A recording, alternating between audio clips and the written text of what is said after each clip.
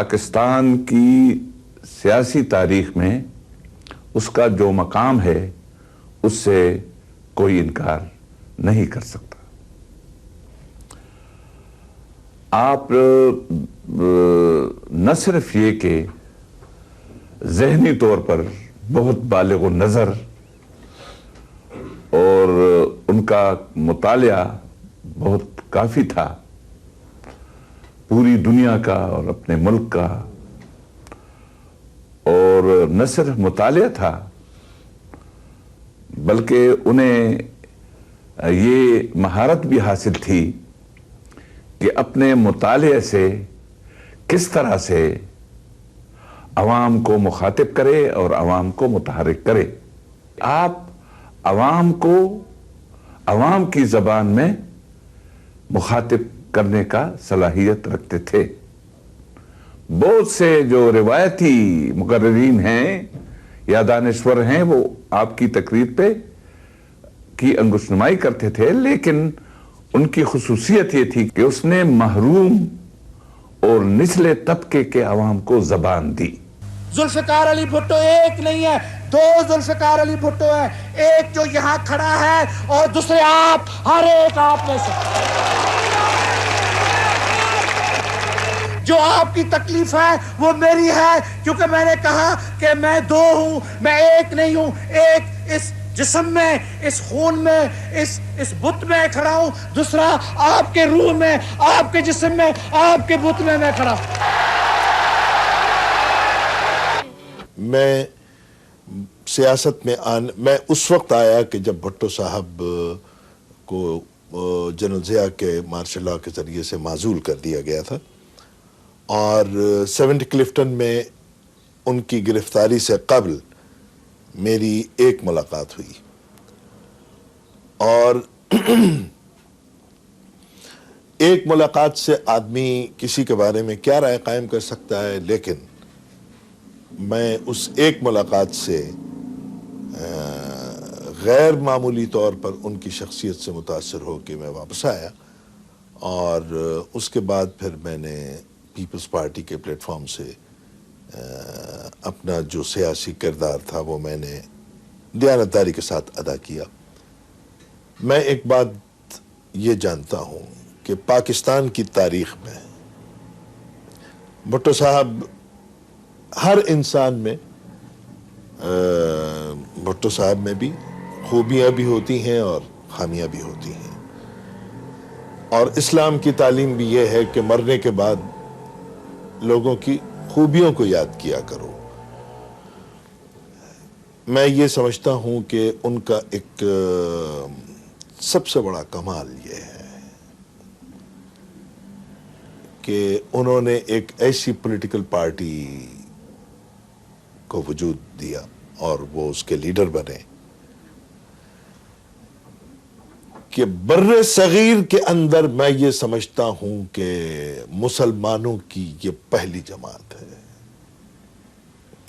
میں مسلم لیگ کو political party ماننے کے لیے تیار نہیں ہوں، اس لیے کہ وہاں مسلم لیگ پارٹی کا نام نہیں تھا. اصل میں مسلم لیگ جو تھی وہ تحریک کا نام تھا، جس کا نعرہ یہ تھا کہ مسلم ہے تو مسلم لیگ میں آ. وہ تحریک تھی، اور تحریک ہمیشہ اپنی تنظیم خود بخود بنا لیتی ہے. اس میں نہ لیڈر کی ضرورت ہے نہ اس کے اندر کسی، وہ تحریک جو ہے وہ اپنی ضرورت کے مطابق اپنی تشکیل خود کرتی چلی جاتی ہے. پیپلز پارٹی تحریک کا نام نہیں تھا، پیپلز پارٹی تنظیم کا نام تھا، ایک پولیٹیکل آرگنائزیشن. اور اسلام جتنا اصل میں اجتماعیت پر اور تنظیم پر زور دیتا ہے، بدقسمتی سے مسلمان کا مزاج جو ہے وہ اتنا ہی تنظیم کو قبول نہیں کرتا ہے. اور یہی وجہ ہے کہ آرگنائزیشن کسی بھی غیر مسلموں پر مشتمل اگر آپ بنانا چاہیں تو آسان ہے، لیکن مسلمانوں کی تنظیم چاہے کسی مقصد کے لیے ہو، کوئی عنوان ہو، اس میں مسلمانوں کا ایک پلیٹ فارم پہ جمع کرنا یہ انتہائی مشکل کام ہے، اور بر صغیر کے اندر مسلمانوں کی اگر کوئی پارٹی اگر وجود میں آئی تنظیم کے طور پہ، تو اس کا کریڈٹ جو ہے وہ جناب ذوالفقار علی بھٹو صاحب کو جاتا ہے کہ انہوں نے ایک پارٹی بنائی، اور ایسی پارٹی میں حیران ہوں۔ یہ قوم بنے گی، یہ قوم ایک عظیم قوم بنے گی، یہ قوم دنیا کا لوہا بنے گی۔ قبول ہے آپ کو؟ اس قوم کو دنیا کا لوہا بنا کے کریں گے۔ تو خدمت کرو گے، محنت کرو گے، لڑو گے، مرو گے اور جدوجہد کرو گے، ایمان سے کرو گے، خدا کی قسم کرو گے۔ آج کا دور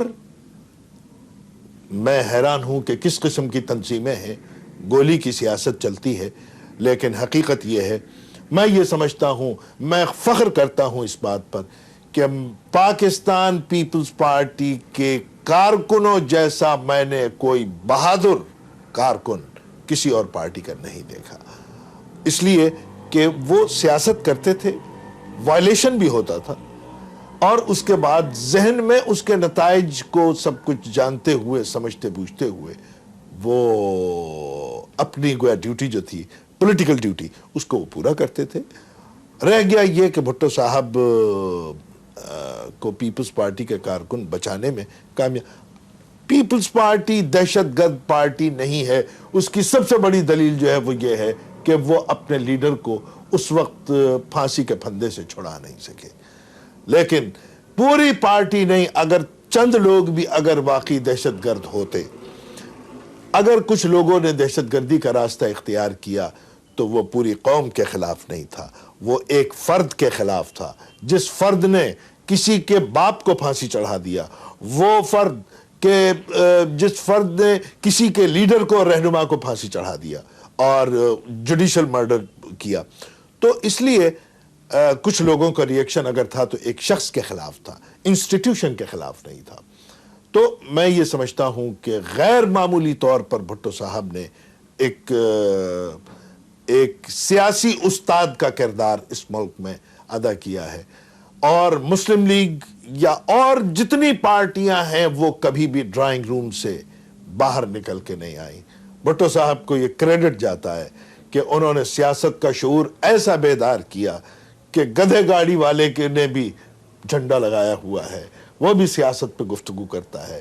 اور بات جو ہے وہ یہ ہے کہ جب تک اونچی کلاس سے نکل کے مڈل کلاس کے اندر پالیٹکس نہیں آئے گی، یہ ٹھیک ہے کہ بھٹو صاحب اپنی اس کوششوں کے بعد پھر زیادہ ان کی زندگی نے وفا نہیں کی اور ان کو ایک سازش کے تحت ہٹا دیا گیا سین سے، لیکن ان کے اس نامکمل مشن کو جس جبری طریقے پر بند کیا گیا، یہی وجہ ہے کہ آج تک سیاست میں بھٹو صاحب کا نام اسی طریقے سے روشن ہے۔ سیاست سے بھٹو صاحب کو اور ان کی پارٹی کو اس ملک میں کاؤنٹر کرنا ممکن نہیں ہے۔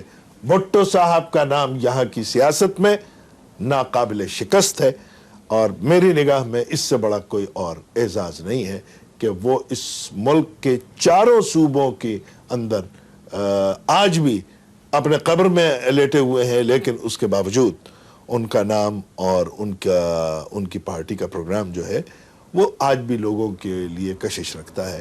اللہ کرے کہ بھٹو صاحب کا نام لینے والے اور بھٹو صاحب کی گڈ ول کھانے والے ان کے نام کو اسی طریقے سے روشن رکھیں گے جو توقعات غریب لوگوں کو بھٹو صاحب سے وابستہ تھی۔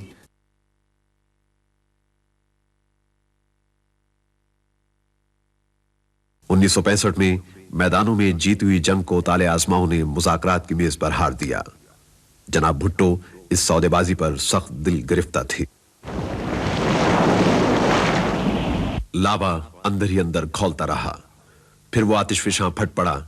جناب بھٹو نے عوام کے حقوق کے لیے وقت کے عامر سے ٹکر لی۔ انہوں نے عوام کی خاطر مسند اقتدار کو ٹھکرا دیا۔ میرے ساتھیوں اور مسلمانوں، میں تمہیں گواہ دیتا ہوں, میں تمہیں اللہ تعالیٰ کے حاضر ناظر کر کے گواہ دیتا ہوں کہ مجھے اقتدار کا ہوس نہیں تھا. میں نے اقتدار کی کرسی کو پہلے ٹھوک کے تاشکند کے باہر پھینک کے رکھا تھا. اقتدار کا ہوس نہیں تھا. میں دیکھ رہا تھا کہ پاکستان کے لیے ایک تباہی آ رہی ہے. میں سیاسی جائزہ لے رہا تھا. مجھے معلوم تھا کہ یہ مقابلہ نہیں کر سکیں گے, یہ حال نہیں ہو سکیں گے, ان میں وہ اہلیت نہیں ہے, ان میں وہ سیاسی قابلیت نہیں ہے, یہ عوام کے نمائندے نہیں ہے, یہ کام کو بگاڑیں گے, یہ کام کو بنائیں گے نہیں, ان کو سیاست کی کوئی سمجھ نہیں ہے. اس لیے میں کہہ رہا تھا او خدا کے لیے عوام کو, عوام کے نمائندوں کو اقتدار دو. کیوں میں اقتدار چاہتا تھا؟ میں اقتدار بذات خود ذوالفقار علی بھٹو کے لیے نہیں چاہتا تھا. میں اقتدار غریبوں کے لیے چاہتا تھا, میں اقتدار محنت کشوں کے لیے چاہتا تھا, میں اقتدار عوام کے لیے چاہتا تھا. Well, I first came to know Mr. Zulfikar Ali Bhutto in 1958 when my father-in-law Ayub Khan became president and Zulfikar Ali Bhutto was his commerce minister.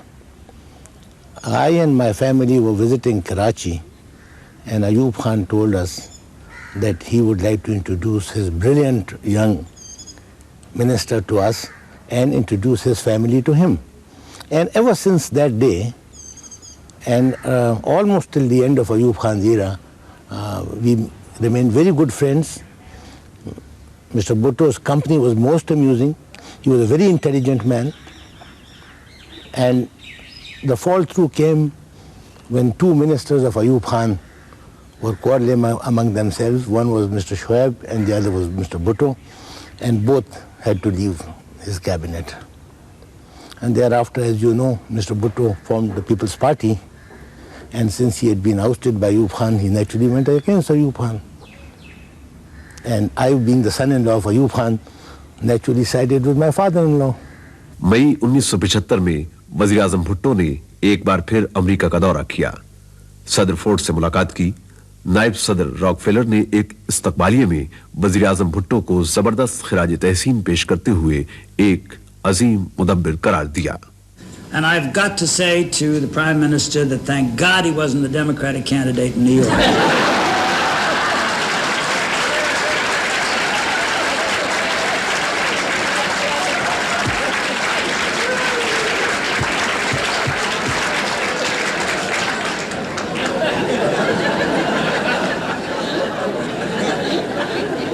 I've known a lot of statesmen who were politicians. And I've known a lot of politicians who want to be statesmen. But this is the greatest combination of both that I've seen in a long time.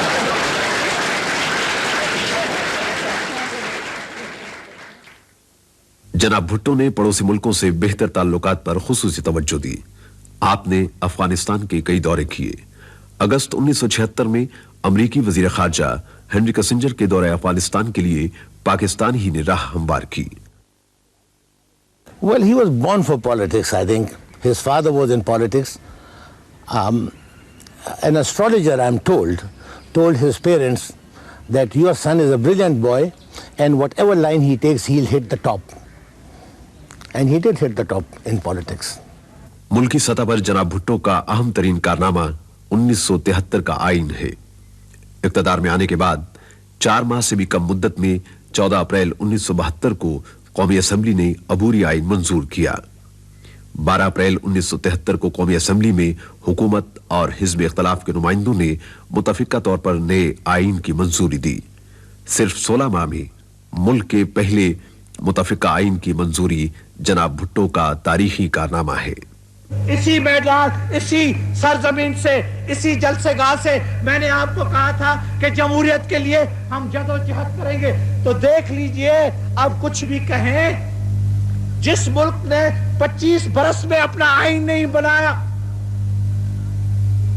जिस मुल्क ने 25 बरस की कोशिश के बावजूद आईन नहीं बना सके, इस हद तक कि अयूब खान ने कहा कि इस कौम से आईन नहीं बन सकेगा, इसलिए मैं अपना आईन देता हूं.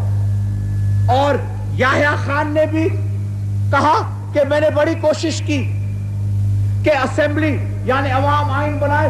آئین عوام نہیں بنا سکتے, میں اپنا آئین دوں گا. میں نے کب آپ کو کہا کہ میں اپنا آئین دوں گا؟ میں نے کہا کہ دستور بنائیں گے, اور دستور 2 سال کے اندر, جہاں ایک دستور 25 برس میں نہیں بن سکا, یہاں 2 سال کے اندر 2 دستور. ایک عبوری دستور, وہ بھی میرا بنا ہوا عبوری دستور نہیں تھا, وہ بھی اسمبلی نے, قومی اسمبلی کا بنا ہوا عبوری دستور تھا. عبوری دستور, اس کے بعد مکمل دستور, مکمل دستور وہ بھی قومی اسمبلی کا بنا ہوا. اور کون سا دستور؟ وہ دستور جو اسلامی, وہ دستور جو وفاقی, وہ دستور جس میں جمہوریت کی حفاظت, جمہوریت کی سلامت. جناب, اور میں کیا کروں جمہوریت کے لیے؟ اور کون سی خدمات ہم جمہوریت کے لیے کر سکتے ہیں؟ کون کہتا ہے کہ جمہوریت کے وعدے ہم نے پورے نہ کیے؟ جمہوریت کے علاوہ آپ کو معلوم ہے کہ ہم نے کہا تھا کہ اسلامی نظام, تو دستور کو آپ دیکھیں, ہر جماعت, ہر سیاسی جماعت جس کی اسمبلی میں رکنیت ہے, انہوں نے سب نے کہا ہے, سب نے قبول کیا, سب نے دستخط کر کے کہا کہ یہ دستور جو ہے اسلامی دستور ہے. جہاں تک سابق وزیر اعظم پاکستان اور پاکستان پیپلز پارٹی کے چیئرمین جناب ذوالفقار علی بھٹو مرحوم کا تعلق ہے, تو میں سمجھتا ہوں کہ ان کے متعلق صحیح کمنٹس اور تبصرہ ان کے معاصرین اور ہمعاصر سیاستدان ہی کر سکتے ہیں. بہرحال سیاست کے ایک طالب علم کی حیثیت سے میں اس اعتراف کرنے میں کوئی جھجک محسوس نہیں کرتا کہ خداوند قدوس نے اس شخص میں بڑی صلاحیتیں ودیت کی تھیں, اور ذہانت, تدبر, سیاست اور فراست ان میں کوٹ کوٹ کر بھری ہوئی تھی, اور وہ حالات کی نزاکت کو بڑے اچھے انداز میں نہ صرف سمجھتے تھے بلکہ اس کا بھرپور فائدہ بھی اٹھاتے تھے. پاکستان کی سیاست میں ایک عوامی انداز کو انہوں نے متعارف کرایا, اور نچلے اور کچلے ہوئے طبقات کے لیے انہوں نے ایک روٹی کپڑا اور مکان کا ایسا دل فریب نعرہ ایجاد کیا جس کی چاشنی اور مقناطیسی کشش نے عوام کو جوک در جوک ان کی طرف جمع ہونے پہ مجبور کیا. جناب بھٹو نے 1967 کے اواخر میں پاکستان پیپلز پارٹی کی بنیاد رکھی. غریبوں کے لیے فلاحی انقلابی پروگرام نے اسے بہت تیزی سے عوام میں مقبول بنا دیا. بھٹو جہاں جاتے عوام کا ایک سمندر موج زن ہوتا. ہر جگہ عوامی نعروں کی گونج سنائی دینے لگی. عوام کو عملیت کے اندھیروں میں امید کی کرن نظر آئی. طلبہ, مزدور, کسان, محروم اور پسماندہ طبقات کے لیے بھٹو کی شخصیت میں بڑی کشش تھی. قائد جمعیت حضرت مولانا مفتی محمود مرحوم کی قیادت میں جب تحریک ختم نبوت چلی بھٹو مرحوم کے دور میں, تو ظاہر ہے کہ دینی قوتوں اور علماء کا ایوانوں میں کوئی معتدب نشستیں نہیں تھیں بلکہ چند اشخاص تھے. لیکن مفتی محمود اور دیگر جو دینی رہنماؤں کی قیادت کی وجہ سے اور بھٹو صاحب کی معاملہ فہمی اور نزاکت, حالات کی نزاکت کو سمجھنے اور سلجھانے کے حوالے سے میں سمجھتا ہوں کہ ایک دیرینہ جو مسئلہ تھا وہ آئینی طور پہ حل ہوا. مارچ 1972 میں ملک کی تاریخ میں پہلی بار وزارت مذہبی امور قائم کی گئی. 1973 کے آئین میں پہلی بار ملک کا سرکاری مذہب اسلام قرار دیا گیا. اگلے برس ایک ترمیم کے ذریعے مسلمان کی تعریف کو آئین کا حصہ بنایا گیا. 3 جولائی 1973 کو غلطیوں سے پاک قرآن مجید کی اشاعت سے متعلق ایک قانون منظور کیا گیا.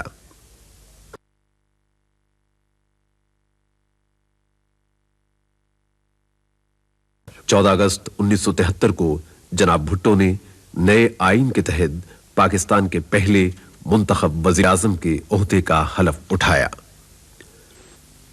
جناب بھٹو مسلم امہ کے ایک اہم لیڈر تھے۔ آپ نے ملک میں اسلام کو فروغ دینے اور برادر اسلامی ممالک کو قریب لانے کے لیے بھی کارہائے نمایاں انجام دیے۔ شہید Zulfiqar Ali Bhutto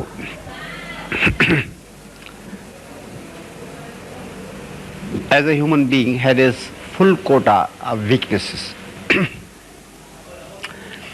and his administration was such that we were compelled to be in the opposition. I belong to that camp which was opposed to the regime of Shahid Zulfikar Ali Bhutto, and I happened to be in jail since 1976 till his government was brought down. And therefore, I have had the opportunity of seeing both sides of his, both good and bad. On taking stock of his whole life, I am of the opinion that he was one of the bravest men of all times. He could, if he so chose, be extremely generous, extremely courteous, extremely understanding. And he knew how to be brilliant in all circumstances. He was really a great genius and a very, very great, brilliant intellect. He could work under pressure. He could bear pressures which would be really unendurable for many men. He retained his elan, his courage, his self-discipline, his commitment to his ideals up to the very end. Very few people can resist the kind of tortures, the most mental and physical, to which he was subjected. The most cavalier, the most brutal, the most inhuman, the most cowardly treatment that he was subjected to would have broken a lesser man in far lesser time. He became only a bundle of bones at the time. I was in the same jail. I happened to be in the same cell where he was lodged in Kot Lakhpat before the sentence of the High Court. So I know from first-hand tales what was the kind of treatment that was meted out to him. During his political life, he was an unusual figure in all senses of the term. I toured from Punjab to Sindh. I found that every house treated his glorious death as the death of a dear brother and a son. It was absolutely impossible to differentiate between the reaction of an old woman in Gujarat or Sialkot or in Ketibandar or any districts. It was absolutely, language became no barrier at all. The reaction was exactly the same. And there were some astounding reactions to his death, which I remember all the time. He was a very great man. He will remain like a beacon of light to all of us, whether we agreed with his philosophy or not. His courage, his magnificence, his generosity, even in the time of fall, will remain a great example to all those who aspire to serve our country as he aspired to do. 3 جون 1977 سے حکومت اور opposition کے درمیان طویل مذاکرات کا آغاز ہوا۔ درمیان میں مذاکرات تعطل کا شکار بھی ہوئے، لیکن بالآخر حکومت نے اپوزیشن کے مطالبات تسلیم کر لیے۔ وہ انتہائی ذہین سیاستدان تھے اور اس کے علاوہ بہترین پارلیمنٹیرین، یعنی جہاں تک تقریر کا تعلق ہے وہ میرے خیال میں بہت اچھے مقرر تھے۔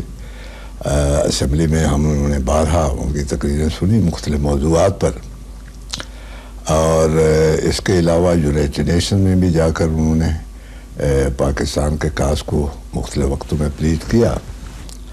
77 کے جب انتخابات ہوئے مارچ 77 میں، تو ہم نے اس وقت ایک الائنس بنایا ہوا تھا PNA کے نام سے، پاکستان نیشنل الائنس۔ تو ہمیں یہ شکایت تھی، یعنی اگرچہ میں ان 38 کینڈیڈیٹس میں شامل تھا جو اس الیکشن میں کامیاب ہو گئے تھے، لیکن اس کے باوجود اس اجلاس کی بھی میں نے صدارت کی لاہور میں، جس میں یہ فیصلہ کیا گیا کہ ہم ان الیکشن کے نتائج کو مسترد کرتے ہیں اور کچھ مطالبات ہم نے رکھے اور اس کی بنیاد پر ہم نے تحریک چلائی. اور میں نے ہمیشہ یہ بات کہی ہے کہ یہ اپوزیشن کا بنیادی حق ہے کہ وہ رائے عامہ کو منظم کرنے کے لیے اپنے موقف کی تائید کے لیے وہ تحریک چلائے، یا یہ ہے کہ ایک عوامی یا قومی مطالبہ تسلیم کرانے کے لیے حکومت کو آمادہ کرے کہ وہ اس مطالبے کو تسلیم کرے. تو تحریک چلی اور اس میں لوگوں نے خاصی قربانیاں بھی دی اور 1 لاکھ کے قریب لوگ گرفتار بھی ہوئے. لیکن بالآخر کیونکہ جناب ذوالفقار علی بھٹو مرحوم بنیادی طور پر ایک سیاستدان تھے، اور سیاستدان میں یعنی ایک خوبی ہوتی ہے کہ وہ رائے عامہ کا احترام کرتا ہے، اور یعنی یہ ڈکٹیٹر میں نہیں ہوتی، ان میں لچک نہیں ہوتی. اور اس کا نتیجہ یہ ہوا جس طرح ہم نے یحییٰ خان کے دور میں دیکھا کہ ان میں لچک نہیں تھی اور بالآخر ملک 2 ٹکڑے ہو گیا تھا. لیکن یہاں انہوں نے یہ کیا کہ ہمارا مطالبہ بالآخر انہوں نے تسلیم کر لیا نئے انتخابات کا، اور اس کے نتیجے میں ہم نے مذاکرات کی. ان کی مذاکراتی ٹیم میں وہ خود تھے، اور ان کے ساتھ عبدالحفیظ پیرزادہ صاحب اور جناب مولانا کوثر نیازی مرحوم، اور جو ہماری ٹیم تھی اس میں مولانا مفتی محمود مرحوم اور میرے علاوہ پروفیسر غفور احمد صاحب تھے. تو وہ طویل مذاکرات ہوئے اور اس میں بالآخر 32 نکات ہم لے کر گئے تھے. 31 نکات پر سمجھوتا ہو گیا تھا، اور میں نے یہ جنرل ضیاء الحق مرحوم کی زندگی میں بھی یہ بات اکثر کہی تھی کہ حتیٰ کہ 8 اکتوبر 77 کی تاریخ تک طے ہو گئی تھی نئے انتخابات کے لیے. اس لیے وہ جو مارشل لا مسلط کیا گیا ملک پر وہ یکسر بلا جواز تھا، اس کا کوئی جواز کوئی جسٹیفیکیشن نہیں تھی، کیونکہ بھٹو مرحوم وہ تمام مطالبات تسلیم کر چکے تھے.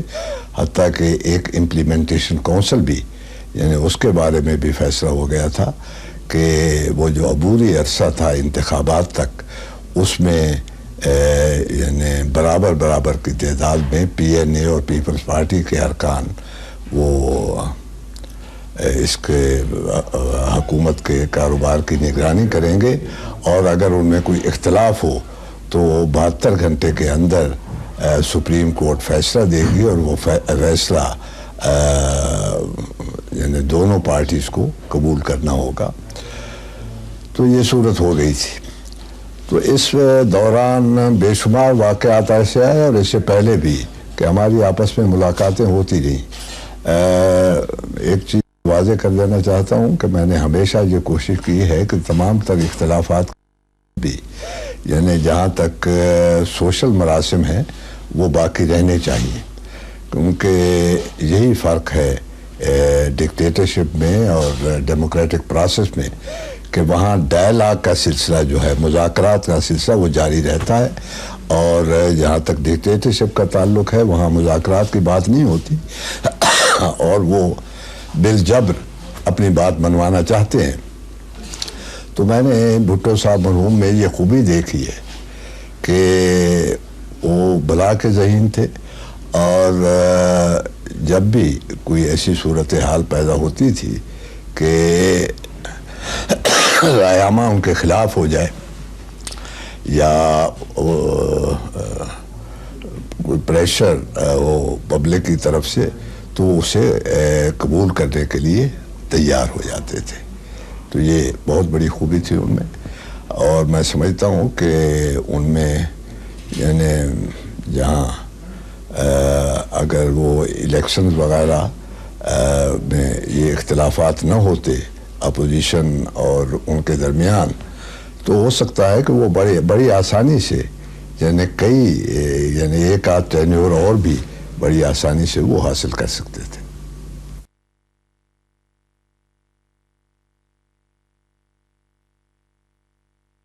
میری رائے کے مطابق قائد اعظم کی رحلت کے بعد پاکستان کو ذوالفقار علی بھٹو کی صورت میں ایک صحیح معنوں میں पुख्ता सियासी शख्सियत मुयस्सर आई थी। लेकिन जब 1977 में मार्शल लॉ नाफिज हुआ और मार्शल लॉ हुकूमत ने उनको गिरफ्तार किया, तब मैंने एक नज़्म लिखी थी, उसका उन्वान था एक फर्द एक तारीख। उसके 2-4 इब्तिदाई मिसरे मुझे याद हैं कि वही हुआ जो सदा अहले दिल के साथ हुआ, कि बन गया हदफ़े तान उसका चाके क़बा। वो कुछ भी था मगर इस वक्त वही तो था कि जिसने बढ़ के मुक़फ़्फ़ल दहन को खोला था। मेरा जवान वतन मेरा बेज़बान वतन फटे फटे हुए जख्मी लबों से बोला था। उसके बाद जब 2 बरस के बाद उनको मौत की सजा दी गई, तो उसी रात को मैंने एक तवील नोहा लिखा जिसका उन्वान था कर्बनामा, और एक मुख्तसर नोहा 5 अप्रैल की रात को मैंने लिखा था, वही मैं आपकी खिदमत में पेश करता हूं। मैंने अर्ज किया था कि शऊर की धार था, वो एहसास की अनी था, वो तालिबे हुस्न जिंदगी था, सो कुछ तनी था। इसीलिए तो उदास चेहरे चमक रहे हैं, इसीलिए तो उदास चेहरे चमक रहे हैं। वो नूर ज़ेनों का था, ज़मीरों की रोशनी था। फराज़े दारो रसन से उसका मकाम पूछो, फराज़े दारो रसन से उसका मकाम पूछो कि उसका मेयार इश्क किस दर्जा आहानी था। मैं उसकी तरदामनी की सौगंध खा रहा हूं, मैं उसकी तरदामनी की सौगंध खा रहा हूं कि वो तो दिल का गनी था और बात का धनी था। तुम उसकी आवाज पारा पारा न कर सकोगे, तुम उसकी आवाज पारा पारा न कर सकोगे कि जिस्म तो खैर जिस्म था और शिकस्त नहीं था। लहू लहू पत्तियों से शब सुर्ख हो रही थी, लहू लहू पत्तियों से शब सुर्ख हो रही थी कि एक गुल का ये आखिरी रक्स जांकनी था। That we were very much in the opposition, we did not approve of his methods, but after the imposition of martial law and the farce of a so-called judicial decision, I consider Mr. Zulfikar Ali Bhutto's execution as judicial murder. In spite of my differences, I don't care if I'm tried in a court, because the decision given was controversial. They waited for one judge to retire, one was ill. So I think where there's a decision is disputed, the benefit of the doubt goes to the accused. To this day I feel that Mr. Zulfikar Ali Bhutto was murdered judicially or whatever through a conspiracy. In spite of our political differences, let me assure you, the day when I heard on the BBC that Mr. Bhutto has been executed, no one in our house had anything to eat for the next 24 hours. Zulfikar Ali मरहूम साहब के बारे में मेरे ख्यालात जानना चाहे हैं, तो इस सिलसिले में अर्ज़ ये है कि मैं ज़ाती तौर पर कभी भी उनकी तंजीम के नज़रियात या उनकी सियासी अप्रोच जो थी उससे मुत्तफ़िक़ नहीं रहा हूँ, लेकिन उनका जो वो नज़रिया, बुनियादी नज़रिया जो उन्होंने दिया पाकिस्तान में आम आदमी की बेहतरी के लिए, पाकिस्तान में गरीबों की बेहतरी के लिए जो उन्होंने प्रोग्राम दिया था, यकीनन उस प्रोग्राम को मैं अप्रिशिएट करता हूँ, कल भी करता था और आज भी करता हूँ। अपने सियासी इख्तिलाफात के बावजूद कि उन्होंने हिम्मत और जुर्रत का मुजाहरा करते हुए एक आम आदमी की बात جس انداز میں اور جس نئے طریقے سے کی اس انداز میں پاکستان میں کسی اور نے نہیں کی تھی. بڑی جرأت سے یہ اعلان کرتا ہوں کہ میں یہ اعلان کرتا ہوں کہ قانونی طریقے سے فوجداری نظام کو خاتمہ آج ہو رہا ہے.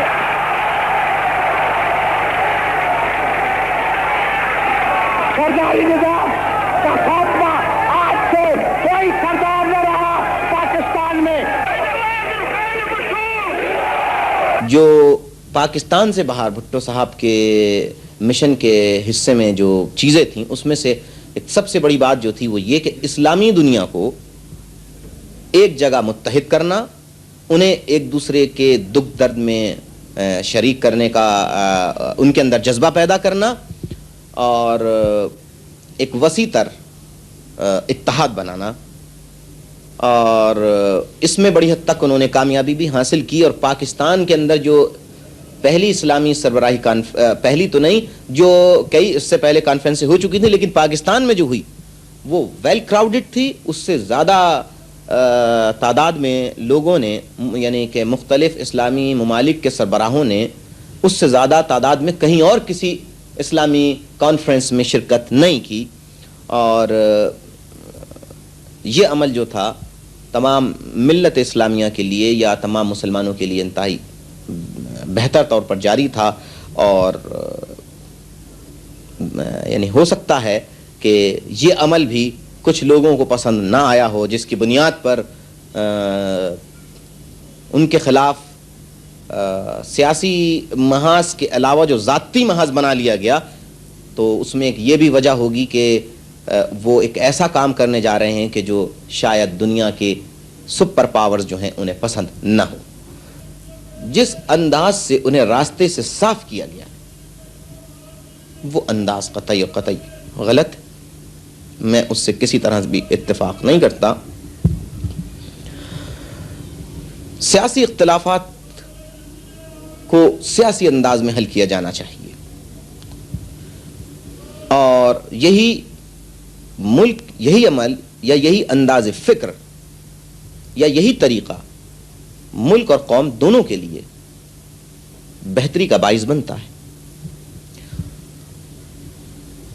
اگر ایمانداری سے دوبارہ الیکشن کرا لیے جاتے یا جو معاہدہ پیپلز پارٹی اور قومی اتحاد کے درمیان طے ہو چکا تھا، اگر اس پر عمل ہو جاتا تو شاید پاکستان کے اندر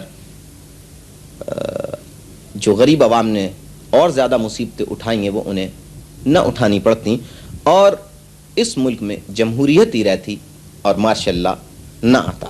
جناب ذوالفقار علی بھٹو پاکستان اور مسلم امہ ہی کی نہیں، تیسری دنیا کے بھی ایک اہم رہنما تھے. وہ بڑی طاقتوں کے جبر کا شکار تیسری دنیا کے مظلوم عوام کی آواز بنے. انہوں نے بارہا کہا کہ افریقی اور ایشیائی اقوام ایک بہتر دنیا تخلیق کرنے پر پوری طرح قادر ہیں. ان کا یہ عروج بین الاقوامی طاقتوں کی نگاہوں میں کھٹکنے لگا. دیکھیں بھٹو صاحب سے میرے تعلقات کو 20-22 سال تھے. میں نے بہت قریب سے دیکھا ہے. ان کا اٹارنی جنرل بھی تھا، میرے دوست بھی تھے، مہربان بھی تھے، ان میں کمزوریاں بھی تھیں، اور میرے خیال میں بڑے پائے کے قائد اور لیڈر تھے. بڑے ذہین تھے، خود اعتمادی ان میں تھی، انیشیٹو ان میں تھا، اور ملک کی خدمت کا جذبہ تھا. ملک سے محبت تھی، غریبوں سے محبت تھی. وہ غریبوں کے لیے کچھ کرنا چاہتے تھے. آپ جانتے ہیں کہ بہت بڑے وڈیرے تھے، وڈیرے خاندان سے تعلق رکھتے تھے، مگر اس میں کوئی شک نہیں ہے کہ غریبوں سے وہ ریئلی دلچسپی رکھتے تھے، ان سے لیے کچھ کرنا چاہتے تھے. انہوں نے ان کو زبان دی، بولنا سکھایا ان کو کہ بھئی بولو، تمہارے حق ہیں. تو اس لحاظ سے میں سمجھتا ہوں کہ بہت بڑا انقلاب تھا کہ ایک ایسے گھرانے سے شخص آئے جو ہو تو وڈیرا مگر وہ وڈیروں کے خلاف غریبوں کی تائید کرے، مدد کرے. تو ایک تو یہ پہلو تھا ان کا کہ ان میں جذبہ تھا ملک کی خدمت کا. ان میں کوئی شک نہیں. لوگ کہتے ہیں یہ بڑے ایمبیشس تھے ایمبیشس تھے، وہ اوپر جانا چاہتے تھے، اقتدار حاصل کرنا چاہتے تھے. وہ یہ نہیں کہ اقتدار حاصل کر میں بڑا آدمی بن جاؤں تاکہ میں کچھ خدمت کر سکوں. اسی لیے power not for power sake, power for sake of service, یہ ان کا ایم تھا. میں یہ سمجھا ہوں ان کو شروع سے جب آئے. وہ بعض دفعہ لوگ کہتے جی کہ ماشاءاللہ میں نہیں آنا چاہیے تھا، فوجی قوم میں نہیں آنا چاہیے تھا. میرا خیال ان کا جذبہ یہ تھا کہ میں کچھ کر سکوں جہاں سے بھی ہو سکے. ایک تو ان کے پہلو زندگی میں دیکھا یہ تھا کہ خدمت کا تھا ان میں. دوسری یہ تھا کہ وہ ایک بہت اچھے ڈپلومیٹ تھے. انہوں نے سب سے پہلے جب کوئی سوچ بھی نہیں سکتا تھا چین سے دوستی شروع کی. 1963 میں وزیر خارجہ کی حیثیت سے جناب بھٹو کے چین کے دورے سے صحیح معنوں میں پاک چین دوستی کی بنیاد پڑی. جناب بھٹو اور چینی وزیر خارجہ مارشل چنزی نے سرحدی معاہدے پر دستخط کیے. اس معاہدے کے تحت چین نے تقریباً 750 مربع میل علاقے سے اپنی فوجیں واپس بلا کر وہ رقبہ پاکستان کے حوالے کیا.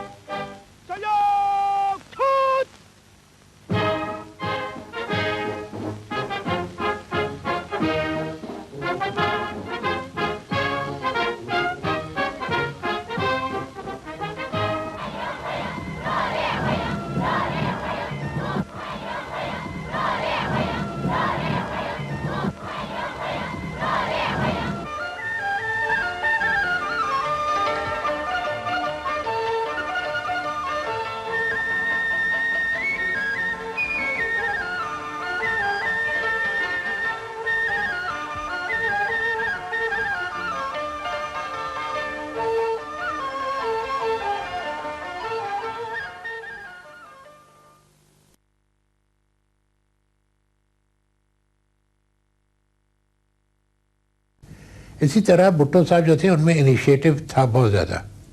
انہوں نے خدمت کی. ابھی آپ دیکھ لیجئے کہ پہلی کانسٹیٹیوئنٹ اسمبلی پاکستان کی جو تھی 9 سال تک آئین نہیں بنا سکی. کوشش کی، لیاقت علی صاحب نہیں چل سکے، نہیں بنا سکے. خواجہ ناظرین نے ایک کوشش کی اور آنیسٹلی جینوئن کوشش کی کہ آئین بنے.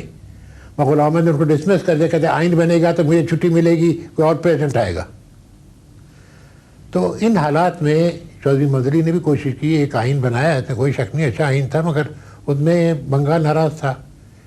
پیرٹی لے آئے تھے، 1 یونٹ آ گیا تھا، لوگوں کو پسند نہیں تھا. ایوب خان کو موقع مل گیا، جنرل ضیاء میں کہہ رہا ہوں، سکندر مرزا کو موقع مل کے ختم کر دیا.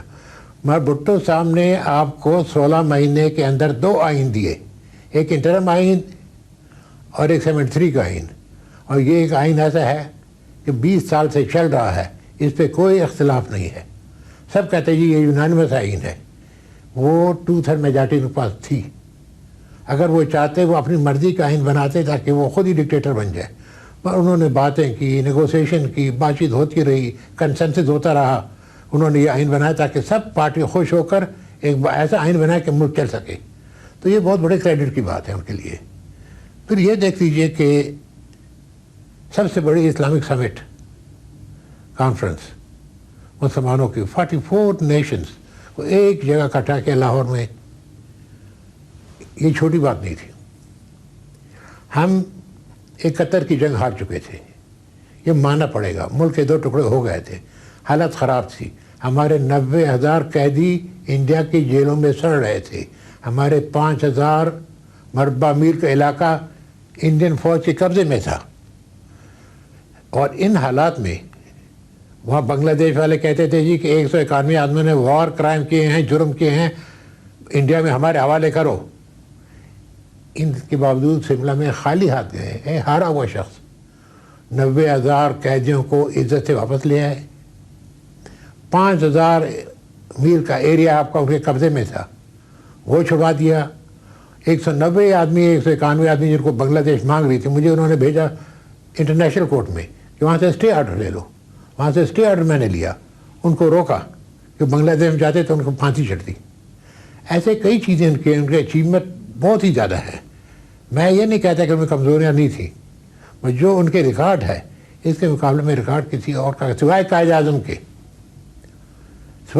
کے جن کا بہترین ریکارڈ ہے, بہترین سے کوئی شک نہیں کہ ایک دنیا میں ہسٹری بنائی, نئی قوم بنائی, نیا ملک بنایا, نیا نیشن بنایا, یہ چیزیں معمولی نہیں تھیں جو انہوں نے کی. اور اس کے بعد جہاں تک خدمت کا تعلق ہے, میرے خیال میں بھٹو صاحب کی بہت بڑی خدمات ہیں اس ملک کے لیے. بہت کچھ انہوں نے کیا, بہت بلند لیڈر تھے, اور بہت ہی بری طرح ان کے ساتھ ہم نے سلوک کیا.